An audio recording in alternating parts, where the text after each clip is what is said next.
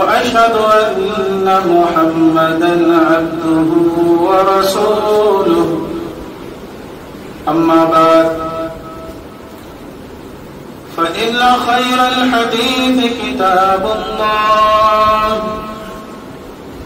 وخير الهدي هدي محمد صلى الله عليه وسلم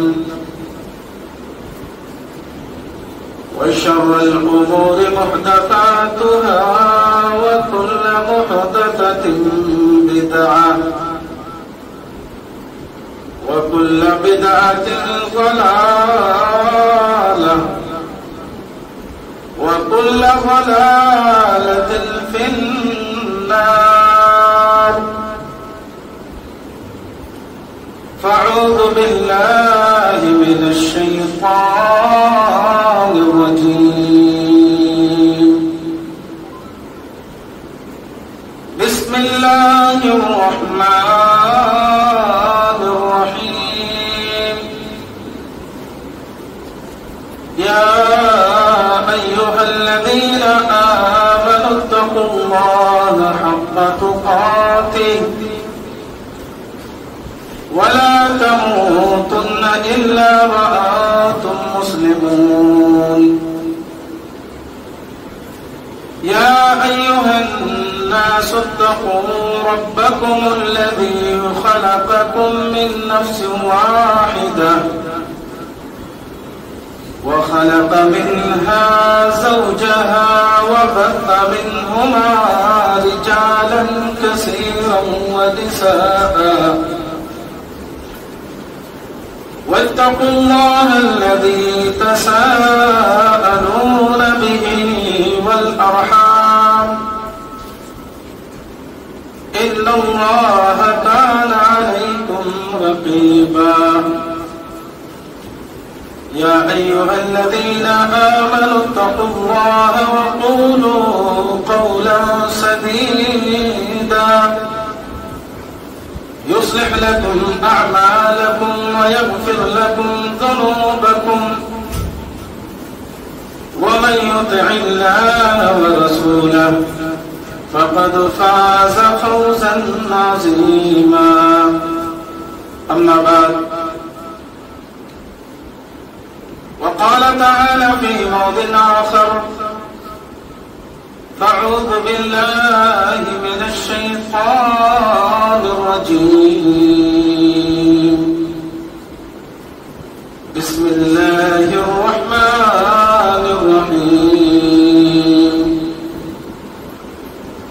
والعصر إن الإنسان لفي خسر إلا الذين آمنوا وعملوا الصالحات وتواصوا بالحق وتواصوا بالصبر وقال تعالى في موضع آخر فأعوذ بالله من الشيطان الرجيم ويؤثرون على أنفسهم ولو كان بهم خصاصة ومن يوق شح نفسه فأولئك هم المفلحون معزز و مکرم حاضرین جمعہ، ہر طرح کی حمد و ثنا، کبریائی، بڑائی، بزرگی، مدح و ستائش اللہ رب العالمین ہی کے لیے سزاوار ہے۔ بعدہ درود و سلام نازل ہو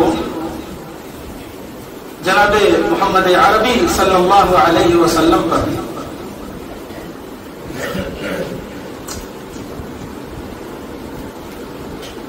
گزشتہ خطبہ مبارکہ مقدسہ مطہرہ میں ہم نے اور آپ نے بہت ہی اہم چیز پر سنا تھا اور امید ہے کہ ہم نے عمل بھی کیا ہوگا۔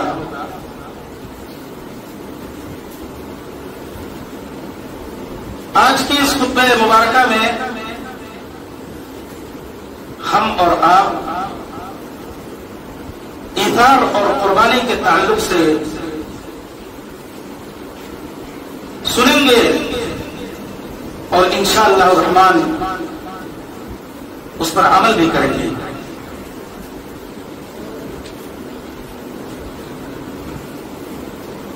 میرے بھائی،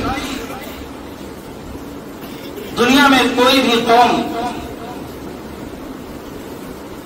بنا ایثار اور قربانی کے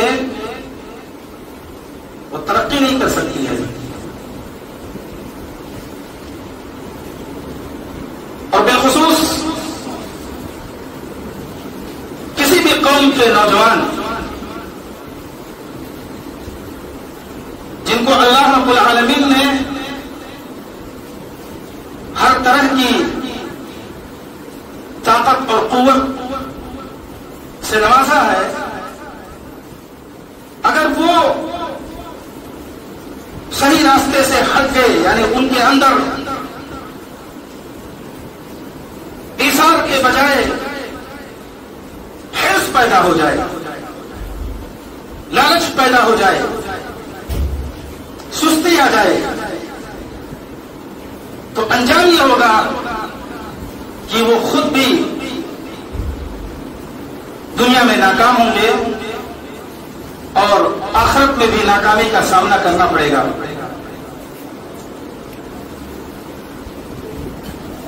جس دور میں ہم اور آپ زندگی گزار رہے ہو، جیسا کہ میں نے گزشتہ خطبے کی تمہید میں کہا تھا اور وہی بات دوہرا رہا ہوں کہ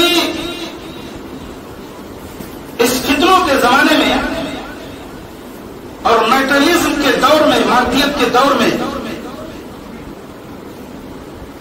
آج اصلیت سے ہم لوگ دور جا چکے ہیں. لیکن دکھاوے کی بات آ جائے، ریاکاری کی بات آ جائے تو بہت دور نکل جاتے ہیں، بہت آگے نکل جاتے ہیں. مثلا موجودہ زمانے کا ایک انسان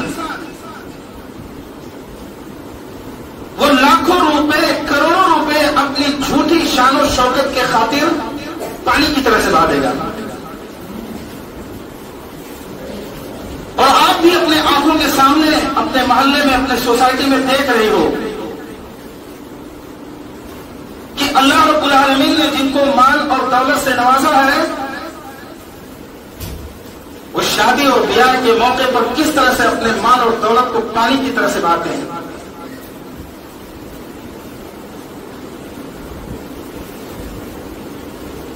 کروڑوں کے مکانات تعمیر کرتے ہیں، یہ جانتے ہوئے کہ میں مسافر آدمی ہوں، گزر جاؤں گا یہاں سے. وہ 10 لاکھ، 20 لاکھ، 15 لاکھ کے بھی مکان میں زندگی گزار سکتے ہیں مسافر بن کر، مگر نہیں، اللہ نے دیا ہے بھائی ہم کو.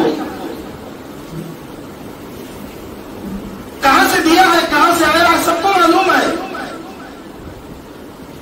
لیکن ہم اپنی جھوٹی شان و شوکت کے خاطر ضروریات پر نظر نہ رکھ کر ہم فروریات پر محنت کرتے ہیں، کروڑوں کی بلڈنگیں بناتے ہیں، لگژری گاڑیوں میں چلتے ہیں، ایک وقت ہوٹل میں جا کر 20-20 ہزار روپے کا کھانا صرف 2 اور 3 لوگ مل کر کھاتے ہیں. جب یہ ماحول ہوگا کسی بھی سماج کا اور کسی بھی معاشرے کا، تو آپ سوچئے کہ وہاں پہ دین کا کیا حال ہوگا، اسلام کا کیا حال ہوگا.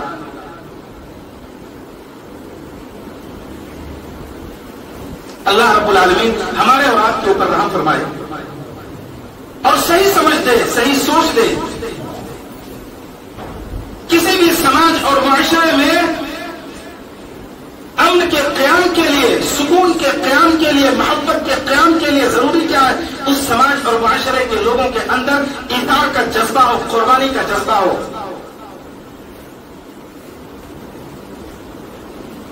وہ خود بھوکے رہنا پسند کرتے ہو،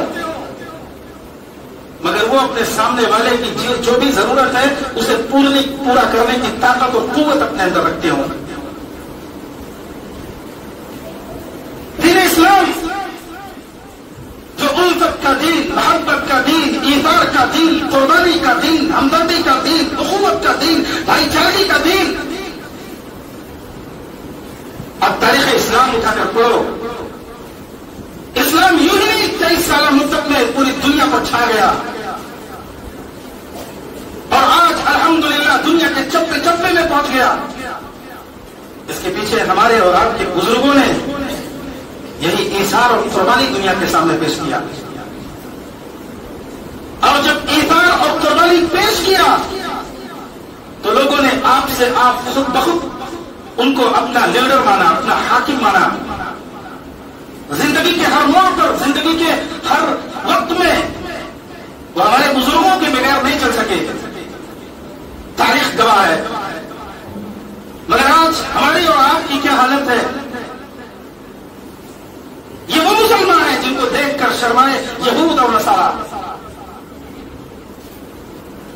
آج میں تاریخ اسلام کے حوالے سے آپ کے سامنے وہ بات رکھنے جا رہا ہوں، واقعہ جو آپ بارہ سنتے ہیں، لیکن میرے بھائی صرف سننے تک محدود مت رکھیے. یہ جذبہ پیدا کیجیے کہ انشاءاللہ ہم بھی عمل کریں گے.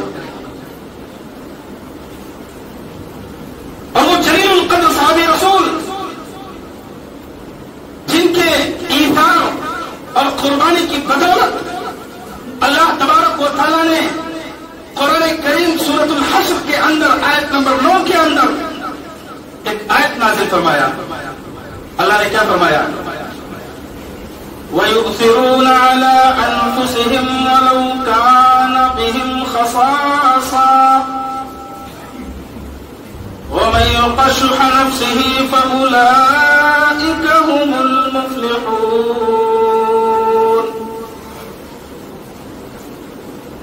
صحابہ میں کچھ ایسے لوگ ہیں جو اپنے اوپر دوسروں کو ترجیح دیتے ہیں، جو اپنے اوپر دوسروں کو فوقیت دیتے ہیں، دوسروں کو آگے بڑھاتے ہیں. گو کہ انہیں اشد ضرورت ہو مگر پھر بھی اپنی ضرورت کو دبا دیتے ہیں. وَمَن يُوقَ شُحَّ نَفْسِهِ فَأُولَٰئِكَ هُمُ الْمُفْلِحُونَ.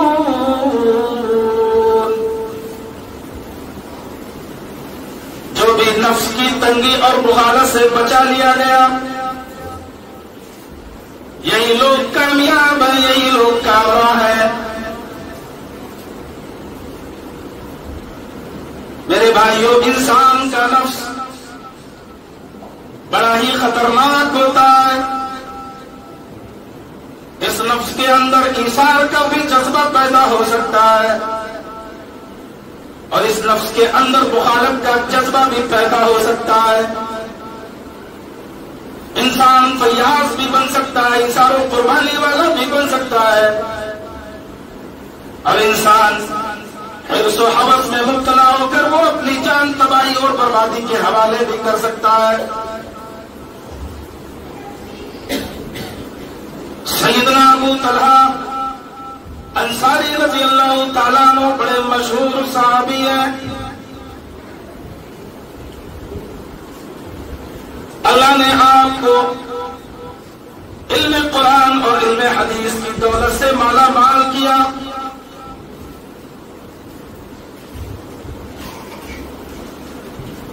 انہی کا واقعہ اللہ رب العالمین نے قرآن کریم کے اندر ایک آیت کریمہ کے اندر سنا دیا.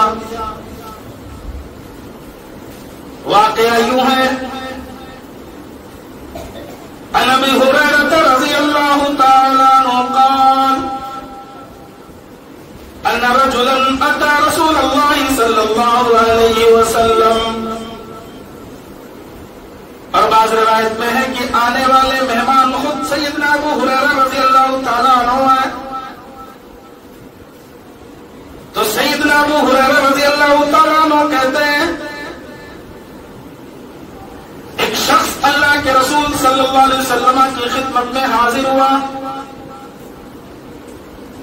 اور کہنے لگا اے اللہ کے رسول صلی اللہ علیہ وسلم مجھے بڑی زور سے بھوک لگی ہے، میں بھوکا ہوں، مجھے کھانا کھلا دیجئے۔ اللہ کے رسول صلی اللہ علیہ وسلم نے اپنی ازواج مطہرات کو پیغام بھجوایا کہ کچھ کھانے پینے کی چیز ہے تو لا کر حاضر کر دو۔ فَقُلْنَا مَا عِنْدَنَا إِلَّا الْمَاءُ، ازواج مطہرات کہنے لگی ہمارے پاس پانی کے سوا کچھ بھی نہیں ہے اور اس سے بھوک نہیں جا سکتی ہے۔ نبی کریم صلی اللہ علیہ وسلم کہنے لگے مَن يَظُنُّ أَوْ يُضِيفُ هَذَا، انہیں کون اپنا مہمان بنائے گا؟ فقال رجل من الانصار انا، یہ صحابی رسول سیدنا ابو طلحہ رضی اللہ تعالیٰ عنہ اٹھ کر کہنے لگے اے اللہ کے رسول صلی اللہ علیہ وسلم آپ کے مہمان کو میں اپنا مہمان بنانے کے لیے تیار ہوں۔ فانطلق به إلى امرأته فقال أكرمي ضيف رسول الله صلى الله عليه وسلم،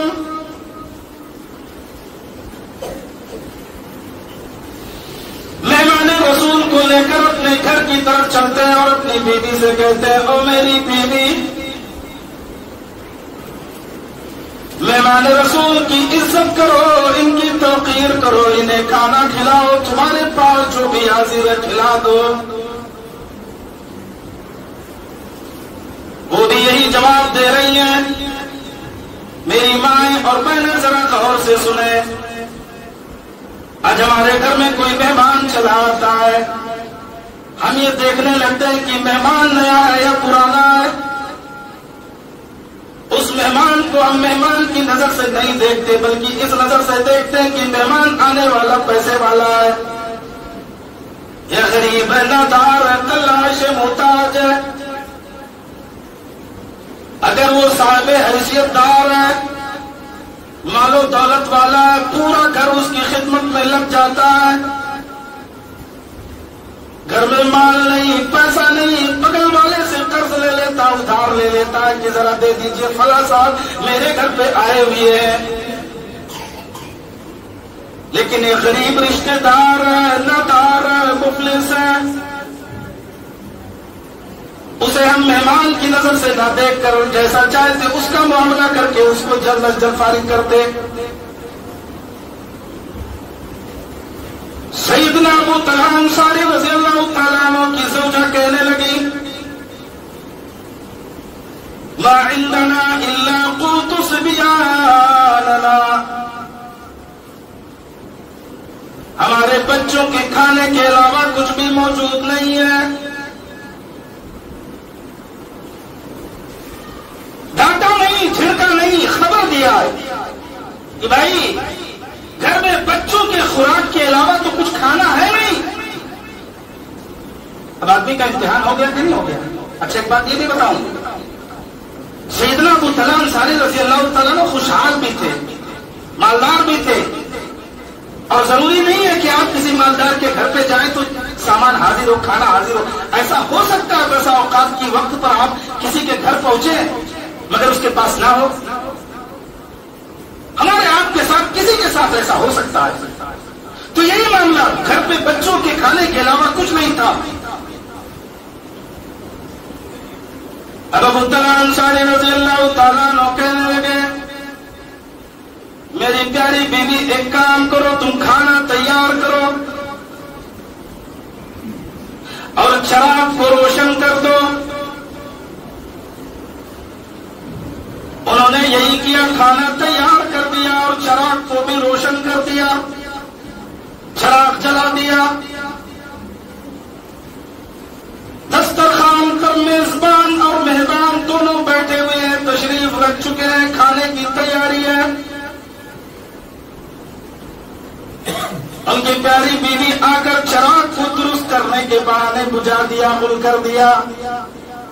قربان جا میرے بھائیوں، ایک حیلہ اختیار کیا، بہانہ اختیار کیا تاکہ مہمان رسول کو یہ نہ لگے کہ ہم نہیں کھا رہے ہیں،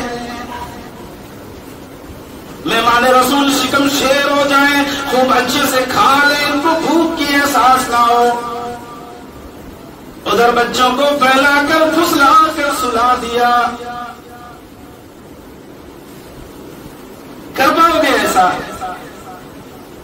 ایسی ہمت اور ایسا جذبہ اور ایسا حوصلہ پیدا ہو سکتا ہے؟ بچوں کو بھوکا سلا دیا، بیوی چراغ کو درست کرنے کے بعد چراغ کو اٹھا لے گئی، مہمان رسول کھا رہے، کھا کر شکم شیر ہو گئے۔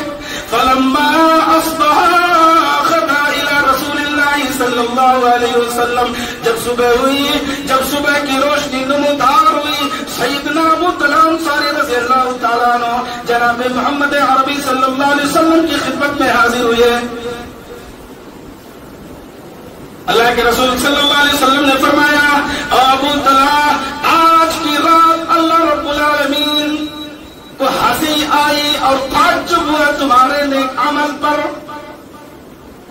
یعنی اللہ خوش ہوا، بے انتہا خوش ہوا،